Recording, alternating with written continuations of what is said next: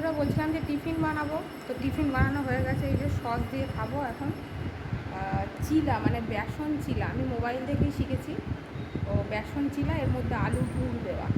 হ্যাঁ, এই যে তোমার দেখাচ্ছি, দেখো দেখতে পাচ্ছ, এই দেখো দেখো আলুর পুর, আলুর পুর দেওয়া।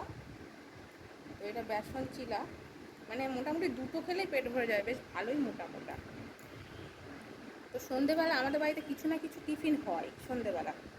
তো আমি এগুলো তো রান্না বান্না সেরকম জানিও না, পারিও না। তা কী দেখে করব? ইউটিউব থেকে এটা শেখা। তো দেখি এখন কেমন হয়েছে। আমি কোনোদিন খাইও নি, করিও নি, এই প্রথম ইউটিউব থেকে, তাও অতনু রান্নাঘর থেকে আমার শেখা। খুব সহজভাবে শেখায় দাদা, আমি দেখেছি রান্নাগুলো। আর মানে ঘরোয়া উপকরণ দিয়েই হয়ে যায়, কোনো কিছু বাইরে থেকে যে আনতে হবে এমনটা নয়। তবে এখানে যে আলুর পুরটা আমি এখানে দিয়েছি, এই আলুর পুরটা ওখানে আমি দাদা দেখেছিলাম পেঁয়াজ দিয়ে করেছিল। তবে আজকে যেহেতু শনিবার নিরামিষ, তো তার জন্য তো এই যে পুরটা দেখতে পাচ্ছ, এই পুরটা এখানে যে আমি এটা নিরামিষ, মানে শনিবার বলে, তো তার জন্য আমি নিরামিষভাবেই করেছি। পুরটা আমি আমার মাথা থেকেই বার করে করেছি। তো ভাবছিলাম কেমন হবে না হবে। তো আমার হাজব্যান্ড, আমার দেওর খেয়েছে, এখনও শ্বশুর শাশুড়ি, মা শাশুড়ি মা শ্বশুর মশাই এখনও খাননি। ওনারা খেয়ে বলবেন কেমন হয়েছে। আমি এখন খেতে বসেছি। তবে যা মোটা মোটা একটু হয়েছে এটা, মানে এত ভারী ভারী হয়েছে, দেখতেই পাচ্ছ। এই যে ডবল এটা ভাজ করার মধ্যে পুরোটা আলুর পুর।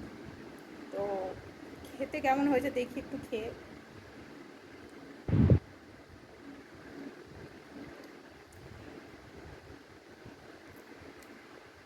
হ্যাঁ, একটু অন্যরকম।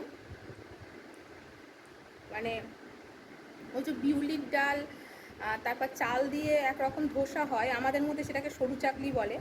তো এটা বেসন দিয়ে, বেসনের চিলা।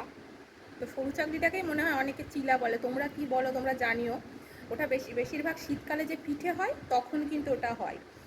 মানে আমার বাপের বাড়ি হচ্ছে মানে ঘটি, আর আমার শ্বশুর বাড়ি হচ্ছে বাঙাল। তো আমাদের ওই বাড়িতে রয়েছে এই মানে সরু চাকলি, যেটা পিঠের মানে শীতকালে যেটা হয়, চালের গুঁড়ি আর বিউলির ডাল, মানে চাল আর ডাল ভিজিয়ে, বিউলির ডাল ভিজিয়ে রেখে দেয়, তারপর সেটাকে বেটে ঠিক এইভাবে ধোসার মতোই করে। তো সেটাকে সরু চাকলি বলে, তোমরা কি বলো জানিও।